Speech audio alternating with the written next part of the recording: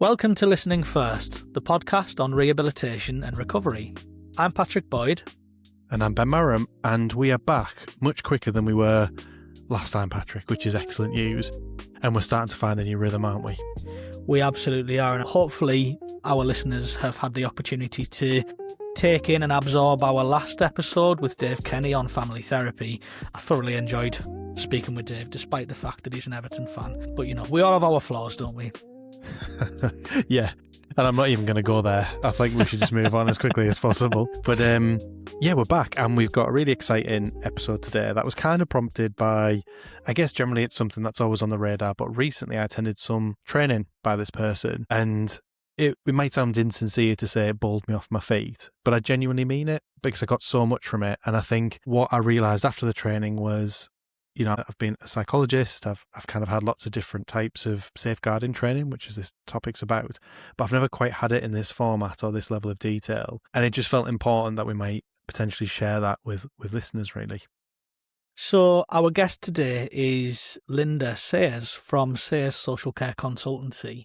I've also had the pleasure of attending numerous training courses with Linda and her associates, and I agree, her training and the subject matter that they cover is fantastic. So I'd strongly encourage anybody working in our field, within rehabilitation and recovery generally, regardless of what type of service you're working in, I'd strongly encourage you to reach out and find out a little bit more. I think the key is as well, Ben, you've been a neuropsychologist now for a long time. I've been qualified in social work and worked as a case manager for over 10 years. And I very much still feel like I don't know everything I need to know in terms of safeguarding. I think we're all in the same boat. We're never at the point where we know everything we need to know. There's always a need for ongoing safeguarding and refresher training. Using people like Linda, who are so knowledgeable in the field, can be such a valuable kind of thing to do, really. Yeah, and I think as we get into the conversation, Linda references how much the world's changing and how much this isn't just, it's something you sort of learn and move on from. It's a constantly evolving process of reflection and learning. And I think that comes through in the conversation. Would you agree, Patrick? It really does, yeah. And she's such a great speaker. Really enjoy just listening to her talk about safeguarding. She's a wealth of knowledge and a lovely person to boot. So without further ado, we'll allow Linda to introduce herself. Linda, welcome to the podcast. Thank you for having me, Ben and Patrick. I'm Linda Sayers. I am a social worker. I like to say I'm a proud social worker. This year is my 40th anniversary of qualification, which I find quite frightening. And I've spent my career basically working in statutory safeguarding and also working within the case management field. And now I'm working almost straddling both of those. I've now set up a small safeguarding training and consultancy company, predominantly working with training with those in the private sector, but increasingly being asked to train with staff in the statutory sector, which is fun. I'm going to start at this point, but actually a great opportunity to learn from them and also help them think maybe in a slightly different way, which I'm sure we'll come back to later. I feel like my first obvious question, Linda, and maybe the listeners are thinking this as well, is 40 years in adult social care, essentially. What's the magic to staying well and persevering through that landscape? Yes, children and adult social care, actually, Ben. So, I actually started my career very much working in child protection, child safeguarding, morphed into adult safeguarding and case management. As you say, what kept me sane? What kept me there? I suppose I was somebody who met good people along my journey. And my first experience of being a qualified social worker was going back to being into a fabulous team where I had learned as a student. I'd had a long placement there. Superb management, superb supervisor, superb colleagues. And I suppose they grounded me. The confidence of youth, mid-20s, qualified social worker, master's degree in social work, I knew it. Well, they very clearly showed me that I only knew a little bit. And then that journey kind of continued because I'd had a really good foundation. And I talk a lot about having the good foundations in all sorts of aspects of life. It meant that I could go on, climb the ladder into management. And then it wasn't always easy, Ben. At one point, there was a moment in my career where I thought, this is not for me anymore. Don't want to be a statutory social worker. And life threw an opportunity for me to step sideways into case management. And that was no regret. But what I was able to do was take everything that I'd learnt over those first 20 years over into the private sector. So I think that was the journey. It's been up and down, but it's made me me. Can't be anybody else, can I? Yeah, it's interesting when you're speaking there, Linda, about your journey, because I can see so many parallels with my journey as well, albeit I spent a lot less time in local authority social work before moving into case management. It was a similar opportunity, and most people, when they move into this kind of work, into case management, they do it by accident because an opportunity came up and it just felt like the right thing to do at the time, rather than being like an aspirational kind of thing that they always intended to do. Yeah. And I think for me, the one thing that I was very mindful of when I stepped into the world of brain injury case management was I didn't actually know much about brain injury. I had a personal experience of brain injury, a very intense personal experience of brain injury. But I always remember my first day thinking, oh, goodness me, they might find me out as a fraud. Because, I kept on saying, I don't know about brain injury. And also, I think what was interesting for me, I was the first social worker that company had ever employed. And so, it was an unusual model to step into a case management company where I had been doing some consultancy for them, but to actually step into a company and go, oh, well, the business manager's saying to me, what are you? Are you an OT, or are you a nurse, or are you a physio? And I went, no, I'm a social worker. And she just went, we haven't had one of you before. But interesting enough, now I reflect, and I was talking to somebody yesterday who came to some training, but hadn't actually started their work as a case manager. And she is a social worker. And she said to me, I'm a little bit terrified. And I went, well, actually, I think you'll discover that being a case manager is what you thought being a social worker was when you went in and you started your training. 100%, Linda. I Thank cannot you, agree with Patrick. that more. I cannot agree with that more. Yeah. Yeah. It brings to mind the Dunning-Kruger effect.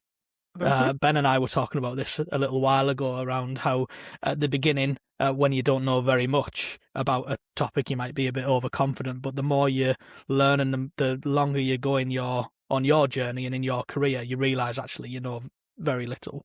Yeah. And that's the journey I'm very much on. Every day I'm finding out more things that I just don't know. I think that's a good place to be.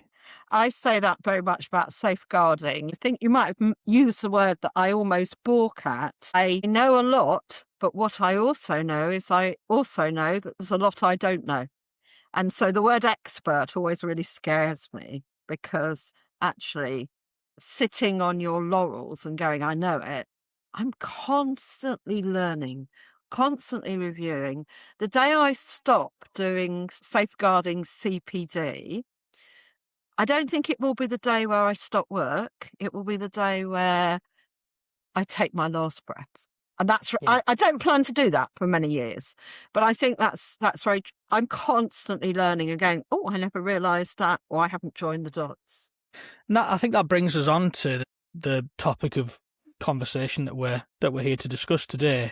So we wanted to talk about safeguarding in the context of rehabilitation and recovery. Who better to speak to than someone like you, Linda, with your vast experience and the work you do now in training other people around safeguarding, particularly for people with neurological conditions like those that we work with. So from your perspective, Linda, I'm really keen to hear, in the context of rehabilitation, what is safeguarding to you? How would you describe it? Well, I would start with, it's a word that brings fear into professionals' heads and hearts, but it actually also brings fear into families and clients' hearts and heads.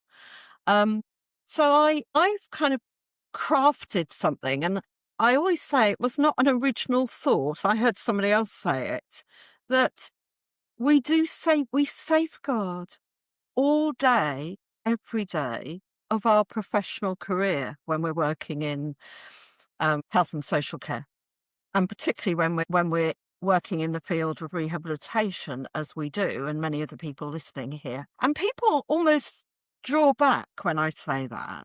You know, when I look at the principles of what a case manager or a rehab professional does, their job is to ensure the well-being and the safety of the person, the individual they work with. And so rather than being a word that we're scared of, I want people to embrace it. And over the years, what I've started to realize is that it is very much a continuum. We start, and you both have heard me talk about this. Some people listening to this podcast might. I talk about the safeguarding continuum. A lot of what we do, all of what we do every day, is safeguard that well-being, that continued growth post a traumatic event. Safeguarding, but we're safeguarding with a small s, a lowercase s. And lots of the time when we are working as a professional in our sector, those things we're doing, those moments where we work with an individual and we go, that makes us draw our breath in and go, oh golly gosh, that's very unsafe. We'll talk to the individual, we'll talk to the family, and we'll say, let's take the example of moving and handling. When we see a family member manhandling literally a large child or a young adult from one place to another, we look at them and we go, let's talk about how we can make this safer for your family member, but also for you as a parent or a carer. I don't know much about moving and handling, so I bring in an expert who does, and I find equipment. And I suppose that is when I start to safeguard. And often those events will stop there because people will take advice and they'll take support as long as we give it in the right way. If I come back to that family, even with that advice and with that support, some people will go, no, I know better. I want to carry on carrying Johnny up and down the stairs. And then I kind of would argue that that S becomes bigger because they're not working with us and the multidisciplinary team to try and make something safer. And then maybe an accident or something, a near miss occurs, and that S is growing. And when we get down the line and we've tried everything we can to engage a family in safer practice or that client in safer practice, it's not just moving and handling. You really get to a stage of thinking, we have done everything as individuals, as an MDT, to make this situation safer, and we're almost getting total pushback. It's at that stage where we need to say, this has got out of the continuum of us being able to manage it. We need to raise it as a safeguarding concern. And that's when we start talking about capital S.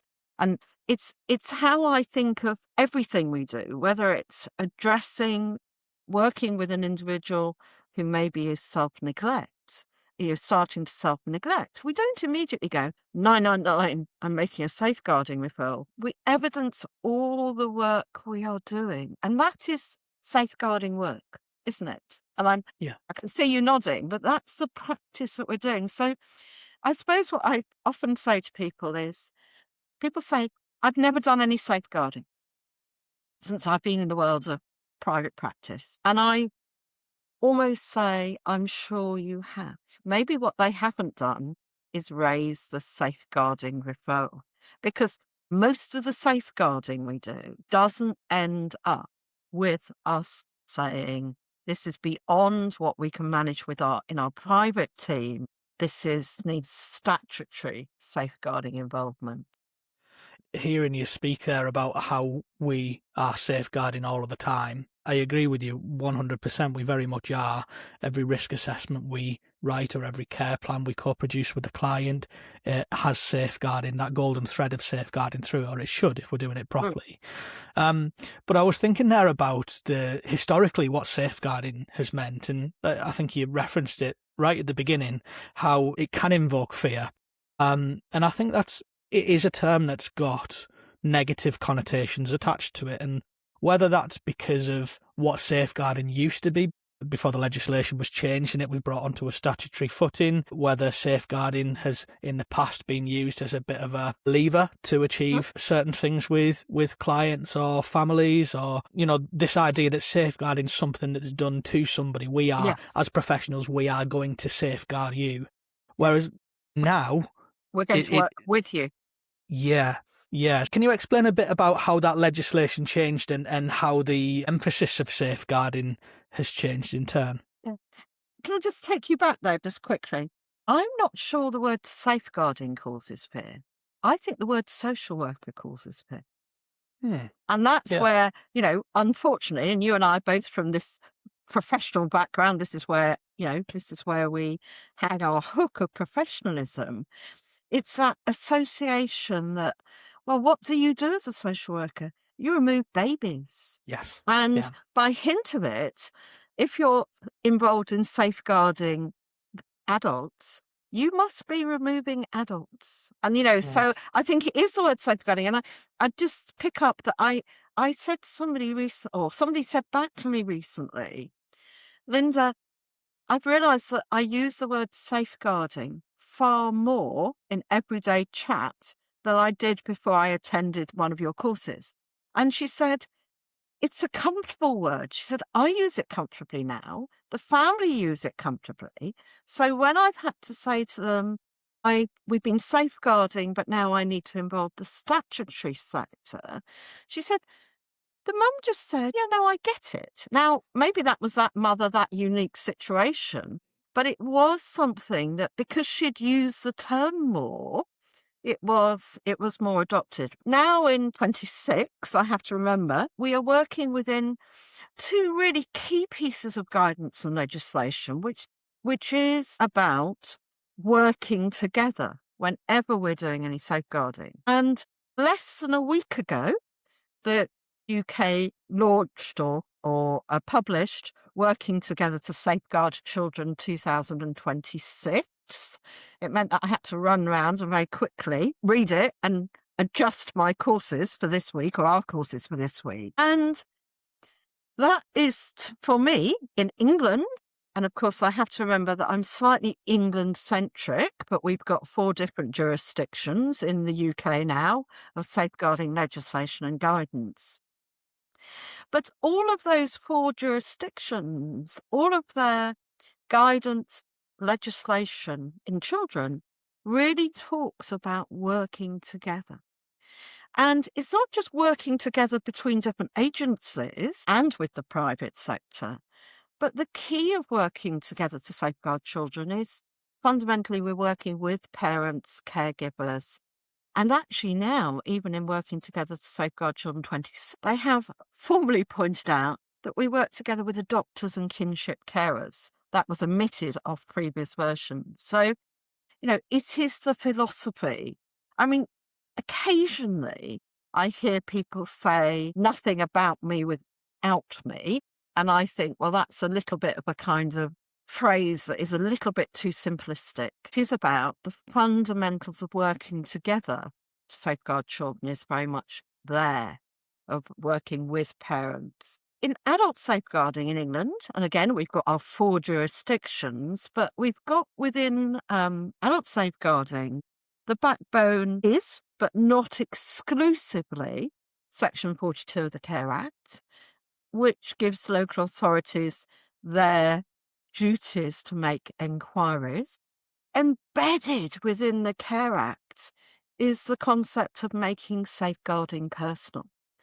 And embedded within that MSP, which is the acronym that you read time and time again for making safeguarding personal, is the concept of partnership empowerment, accountability, proportionality. And so we've got that embedded both in adult and child safeguarding now. So we safeguard along with the individual and their family, and we don't do it to people.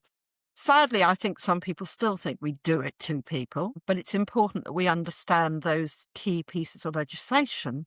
And then we also weave in the Mental Capacity Act, because when people say, well, that's about capacity, and I go, well, fundamentally, if you look at the introduction to the Mental Capacity Act, it's about safeguarding those people who've been assessed to lack capacity. So again, it's another key piece of legislation and guidance. I think most of anything that I've got that's good to say, I've pinched from somebody else over the time that I've been working as a professional. And my stock phrase in therapy in these situations is that connection's more important than perfection. Yep. And it feels like with safeguarding, it's messy, isn't it? I think the messiness is what causes anxiety. And where you have someone who's confident like yourself, and often I think maybe not even confidence, but we see a role like a social worker, we devolve responsibility pretty quickly. Yes. Probably because we're scared of the mess. And I think part of the joy of working with humans is leaning into the mess of the busyness and craziness of life. And it just strikes me as you're talking there about that, again, that stock phrase of connection's more important than perfection, this stuff. But I wonder, you know, you talked about a 40-year career in this stuff. Like, how has the landscape changed? Has it changed at all? Have the principles always been the same across that 40 years? Or has the way the world's changed and turned, the way the economy's changed and turned, affected those principles? Or is it all the same stuff? Oh, goodness me. I feel like I ought to open my notebook and start writing the 3,000-page essay there, Ben. Sorry. But no, I think one of the things that I look at the climate, I look at what social care has emerged to be. If I go back 30 years ago, we were, and you said connection, we were allowed as safeguarding social workers. I always joke because I was my first job description was a child abuse social worker, and I think that kind of inferred that I abused children. So I quite like the fact that we now talk about social workers who work in safeguarding or child protection. We were allowed to build connections. We had space in our caseloads to work with families and alongside, even though the model of social work was we were still doing safeguarding and child protection to people. But we had time. And so that connection was really important. Then when I transitioned into adult safeguarding, again, it was similar. And where the climate's changed, and, I often talk about these are the real challenges for statutory partners, but in particular, those who lead on safeguarding, i.e. social care, is that they are almost pushed by systems to shut cases before they're opened. Now, I use that phrase because I used it accidentally in a training course in a local authority that I was running. And I said, you almost shut the case before you opened it. And the managers went, you know us too well. And I went, no, you shut it at an early stage. And there is no longevity now. So I think, Ben, if one of the things, if I can, take a moment to be critical of my statutory partners, friends, they've lost the ability to make connections. And it's almost, they see a piece of information. If they get a referral, it's almost, do we need to deal with it? If we deal with it, how do we get out quickly? And I still have friends and colleagues who work in statutory services who say we're not allowed connection anymore. It's almost constant triage, in and out. So when I've answered your question, Ben, but that's a huge change from the work that I did in those first 10 years of my career. And that's a privilege that those of us who work in the private sector actually have, don't we? We can build that connection. And, One of the things I used to say to people when I was supervisor, still do supervise case managers, is, and you can see when they've come out of statutory work, be it social work or OT or physio, they almost feel they've got to solve everything in the first week of working with that client. And I go, slow down, you might still be working with this client in 10 years' time. So we need to prioritise and go at the pace that the family or the individual is ready for. I'm not sure whether I've answered your question. Yeah. I mean, you did a great job, actually. I feel like I want the 3,000-word essay as well, Linda, just because you've got that much experience. Maybe I'll hold you to that. But no, it's really helpful. And I think you just pull the threads together to make the point, which is the changes in the landscape. It's about what changes in the connection, isn't it? Yeah. And my early work in adult safeguarding came prior to the Care Act. And so that was, a difficult couple of years, or difficult 5 or 6 years, because we were working to, show my age now, but some people will remember it as well, No Secrets guidance, which was guidance which actually never got even to become statutory guidance. So what happened then was that different local authorities were taking very different approaches to adult safeguarding, whereas the Care Act started giving them this, in Section 42, a clear statement about when they should be taking adult safeguarding responsibilities. I almost am going to say it before anybody asks me. We still have that challenge that local authorities and unitary authorities, because of course we've got both, who might have responsibility for social care, interpret even these standard documents of working together and the Care Act. They all interpret them differently. And this is another huge challenge for those of us who work in the private sector, because we dabble or we work with individuals in many. And so somebody might say, well, in Norfolk, you do this, in Essex, you do this. And inconsistency is difficult, but also that means that people need to kind of be aware of what's happening in different localities.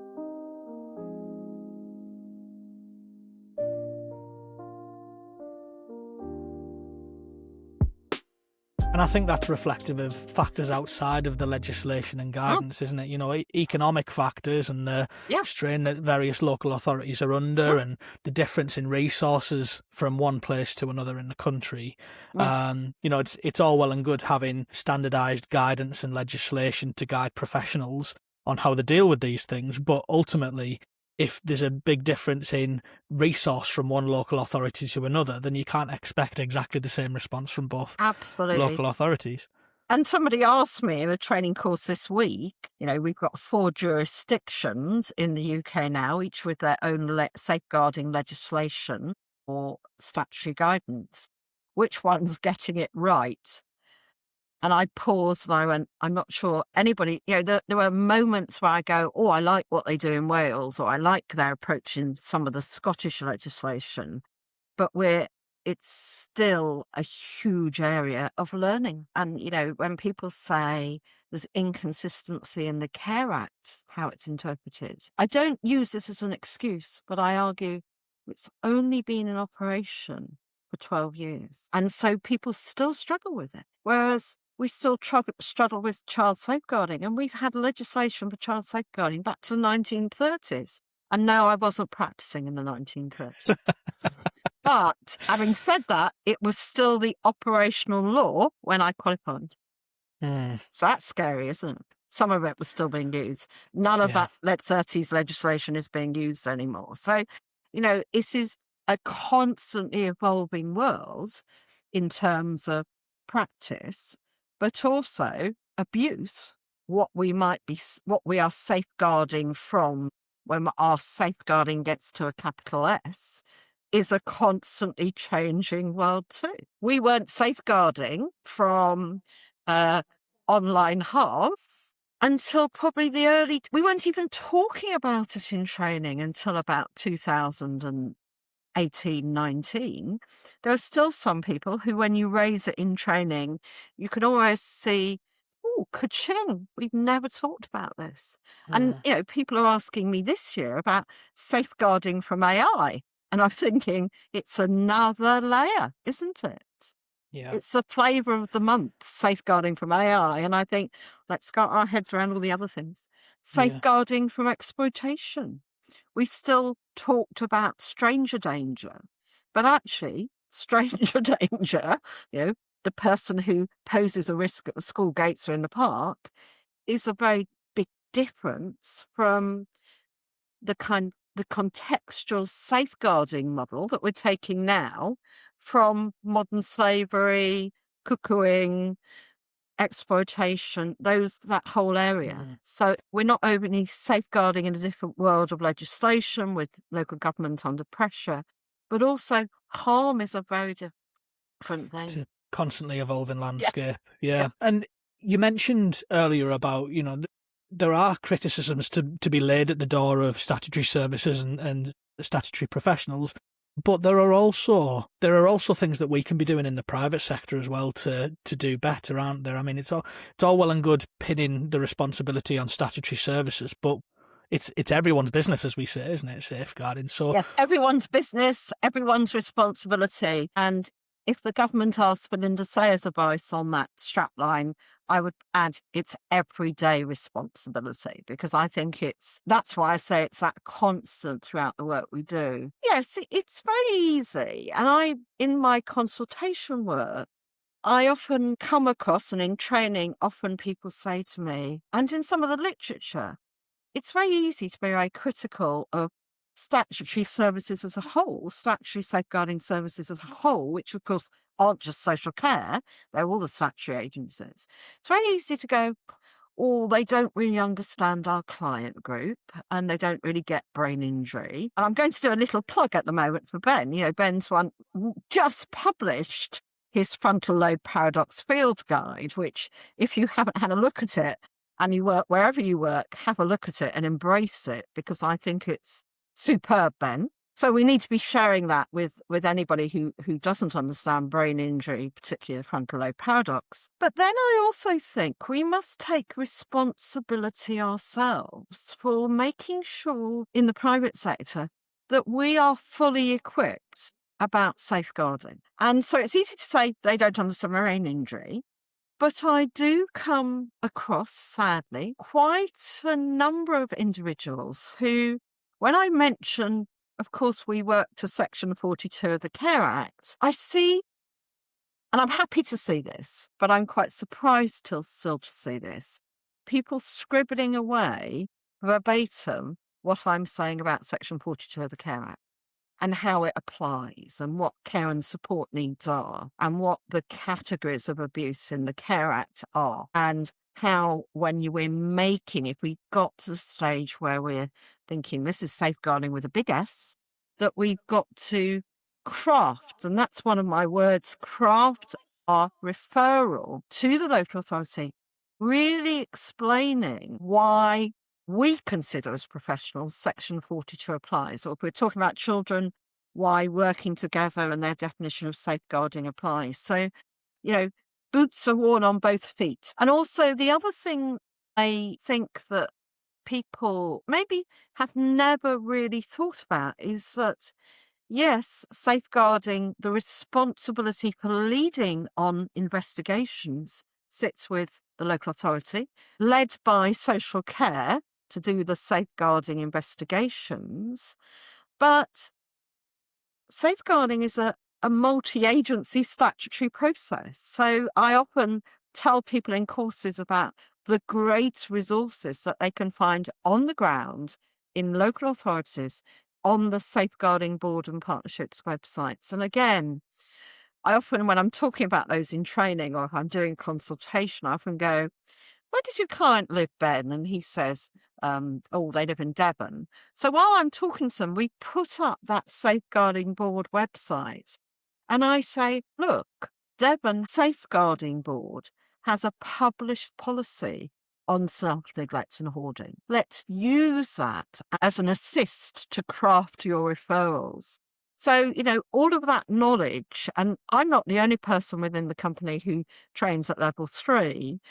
My 2 associates both say that's the moment when they see people scribbling. So, as I say, in the private sector, we need to make sure we've got the knowledge and the skills, the safeguard to help that interaction. Knowledge is power, isn't it? And very much within the theories. And when I say knowledge is power, they go, oh, is it? And I go, yes, I refer to the work of French and Raven that says, of course, if you've got knowledge and you use that knowledge well, you become in a powerful situation, don't you?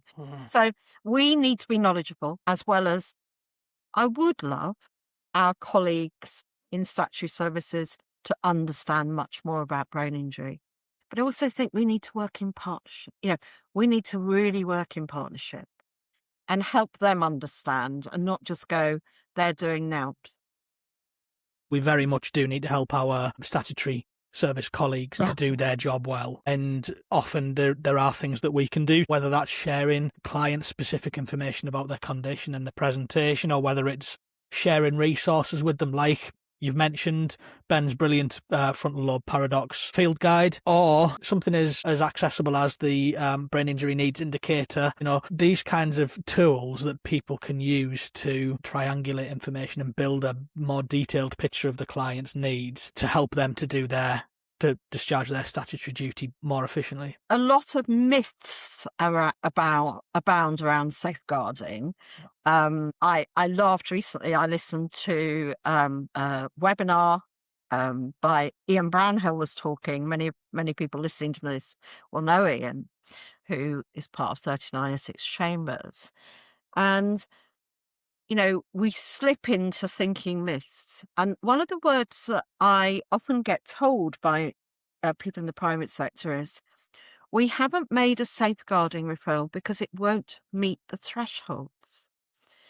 And I balk when I hear that, because I go, it's not our job to meet the thresholds. It's not our decision. We make the referral. We might not have met the threshold that the local authority have, and those threshold documents are usually available as public documents on these Safeguarding Board and Child Partnership websites. But I use that analogy that safeguarding is a jigsaw. And so when you say it might not meet their thresholds, we do not know what other partners, where their concerns are. And so your piece of information that you have needs to be shared so that it can maybe be shared with other agencies. When we get safeguarding adult reviews or child safeguarding practice reviews, which are the formal process mandated by legislation, whenever events happen or when people die, we often see, and a recent one that was published, a name that many people will know, Sarah Sharif. What was so clear in that child safeguarding practice review on that horrific torture and murder of Farah, a little girl, was that everybody had pieces of the jigsaw. And people didn't, people went, well, I've only got a little bit of the jigsaw, so I'm not going to share it. So I think that is really important, that we never say to ourselves, we're not going to make a referral because it won't meet the threshold, because it's not our job to decide that, but because we don't have Section 42 responsibilities. But secondly, we don't know what other people know. No, absolutely. I agree with you on that. Having worked in statutory safeguarding, adult safeguarding myself, I know very much that, local authorities do build these chronologies and look at the bigger picture. And sometimes, like you say, that small nugget of information could end up being the missing piece of the jigsaw that encourages them to look into something further. And I should say thank you both for the plug.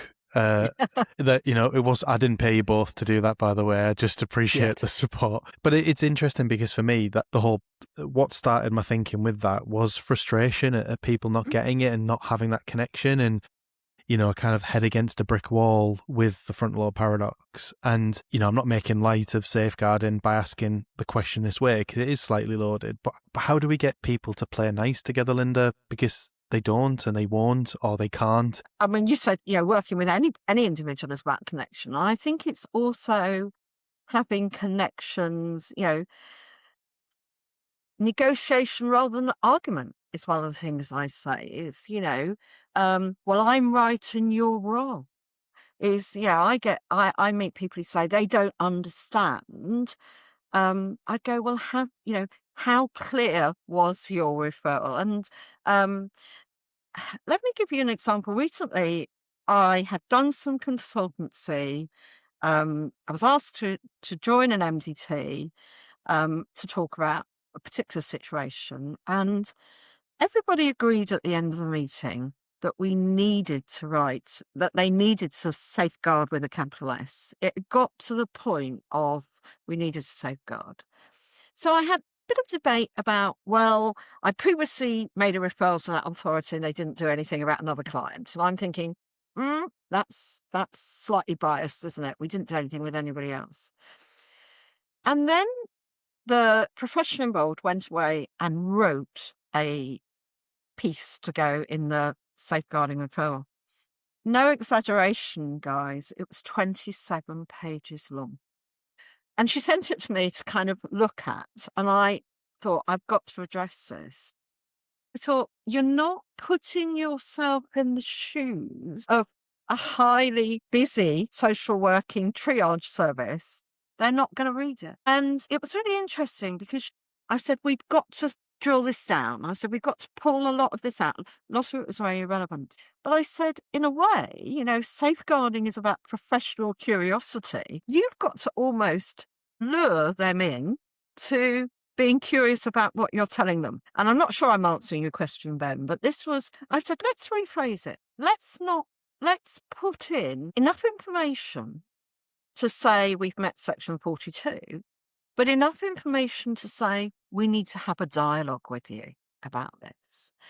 And I almost know that the person who'd written the referral so I'll go back to my safeguarding needs and see what she says. And I thought, well, that's going to be interesting. Anyway, I do know they took my advice and put it to the local authority, one of the London boroughs.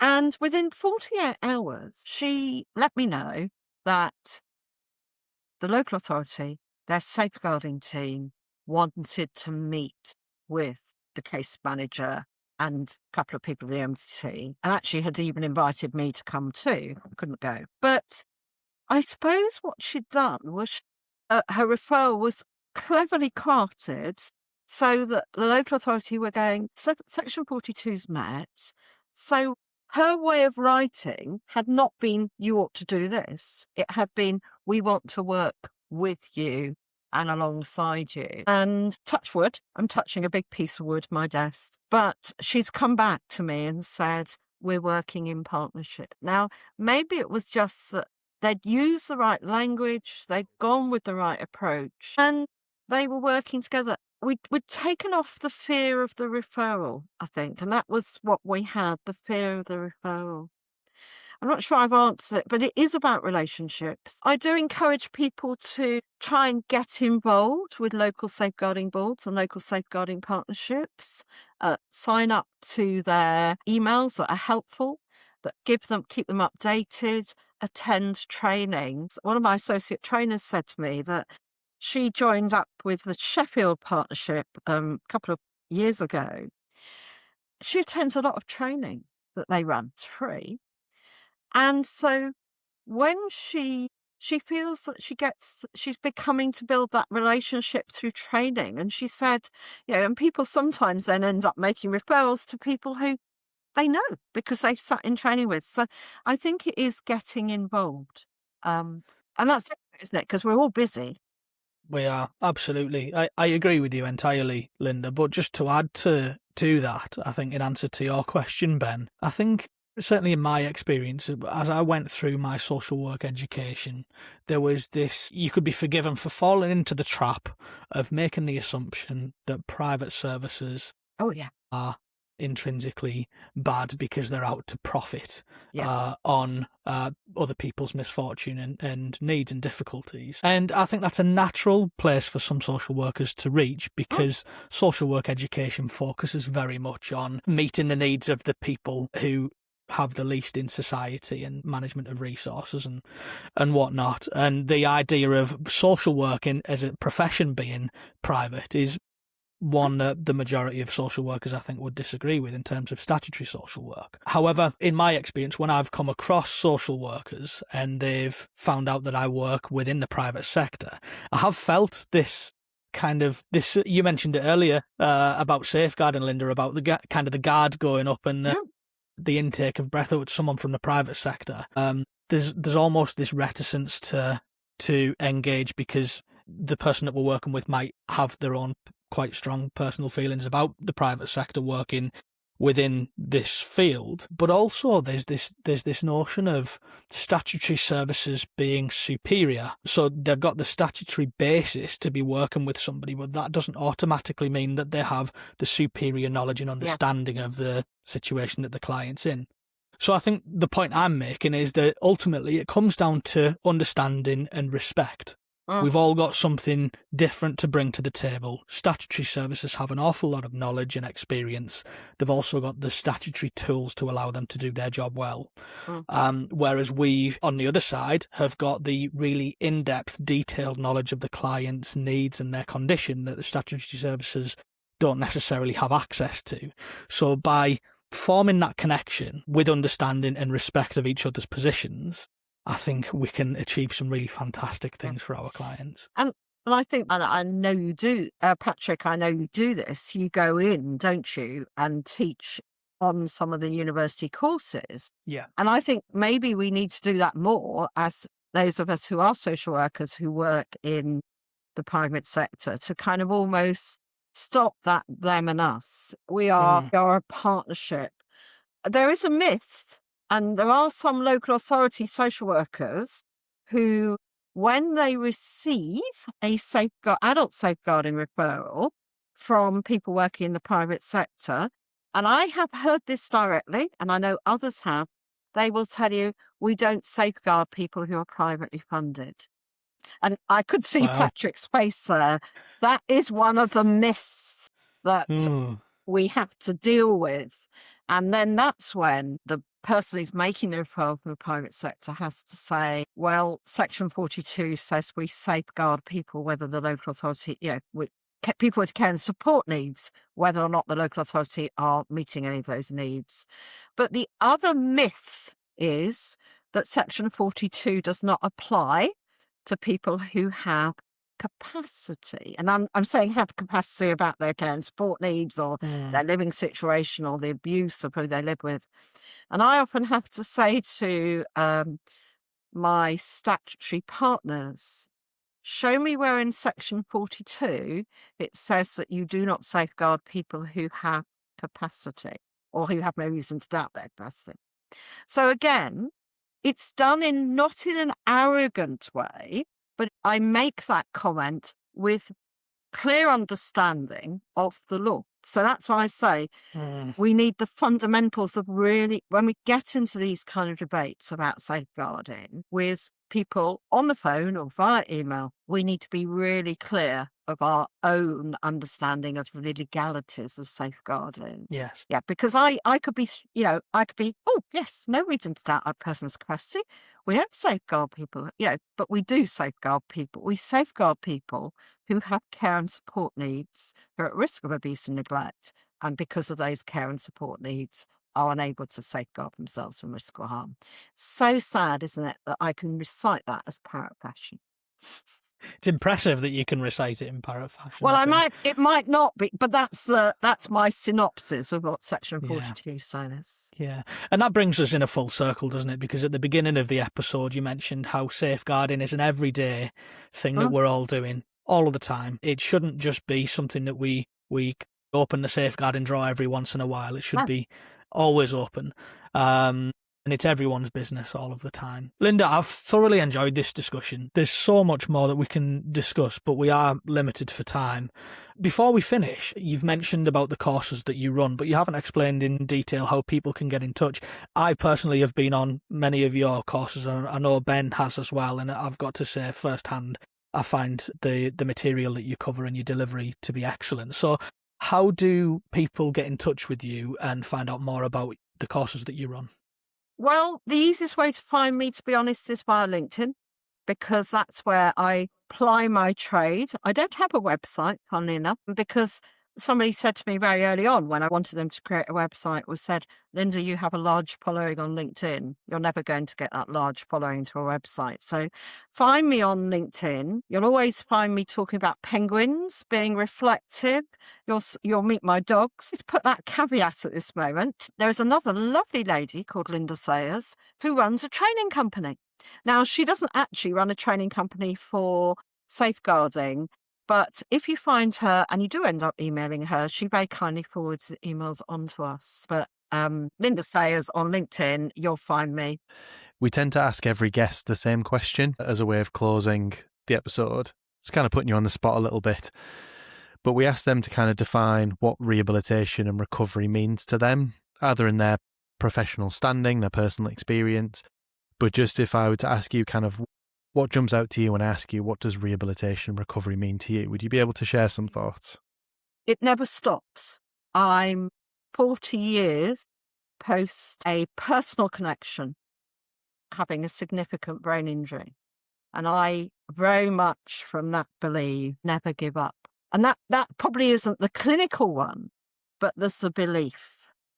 And that's the achievement that you never thought would happen. And so I think never be surprised, always be welcome. Find people who you trust and work alongside them and be open to that it will never stop. I'm not sure that shows I'm not a brain injury specialist, doesn't it? Linda, it links perfectly to our very first episode with Vicky Gilman, where we talk about this notion that in rehabilitation, hope is foundational. Hope is the thing right at the centre. You've summed that up perfectly. Thank you, Linda. What a great conversation with Linda, Patrick. I think Linda is a great speaker, and just like a training, that conversation couldn't have gone any better, really. I don't know what you thought. Yeah, it really took me back to the first ever training session that I did with Linda, where she was talking about professional curiosity and the fact that safeguarding's everyone's business all of the time. You know, that message couldn't be clearer, and it needs to be clear, because it very much is. You know, we're all involved with people who are potentially at risk of abuse or neglect or self-neglect. And we really need to be switched on to those risks, don't we? Yeah, absolutely. And that was the big take home for me, was again just reminding myself of the way the world's changing, about how we think about risk and manage risk. It does feel like a cliched statement that safeguarding's everybody's business, but it is the best statement because it is. And I'm going to work, I think, harder in my MDTs with my teams to think about how we try and sort of create more of a psychologically safe space to just have good discussions and debate around these issues. Because I think, in my experience, that's where it tends to go wrong, where there isn't space for conversation. Definitely.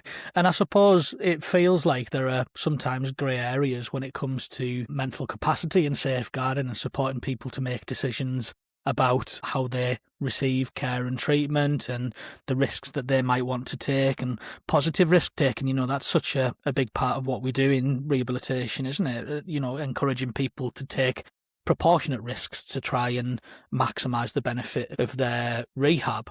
But then I suppose where mental capacity comes in, there's an interplay between mental capacity and people's injuries and, you know, like, for example, the frontal lobe paradox and how that interacts with safeguarding. Yeah, and it was so kind of Linda to kind of mention that. It feels like a strange plug, but I do really, really appreciate it. And I think where the crossover is on that Venn diagram between safeguarding and some of the FLP stuff I've been doing is on how we play nice together, but how we get services to work together to understand some of these issues where often they don't. And I feel, I don't want to be biased in saying this, but services at the moment don't always play particularly well together, Patrick. And I think when that happens, risk just goes up exponentially. It's that silo thinking, isn't it? Services operating in isolation without considering how other services and organisations might be involved and actually might be able to help. Certainly in my career as a case manager, the amount of times where I've felt there's been an adversarial approach to different services being involved with a client, when actually just working together and having a bit of collaboration makes all of the difference. And, you know, you see some fantastic outcomes from that as well. But ultimately, safeguarding is very much all about working together, sharing information and collaborating with one another and the client and the families. So, yeah, fascinating discussion with Linda, and thanks again, Linda, for your time. If anyone's interested in Linda's services, we'll leave a link to her LinkedIn page on the show notes. We always ask our listeners to give us feedback on these episodes or to have any comments on what they thought, but I think, well, it's true for all of them, but especially this one. If you've got anything that particularly jumped out to you or you wanted to share, it would be really good to hear from people. Like we said right at the beginning of the episode, we are building up some momentum again with recording, with guests, and that feedback really helps drive how we sort of shape these conversations, shape the length of episodes. So yeah, please get in touch. So thanks so much for joining us and being part of this important conversation, and stay tuned for more episodes to come very soon. But in the meantime, thanks for being with us as we keep learning, keep sharing, and most importantly, keep listening first.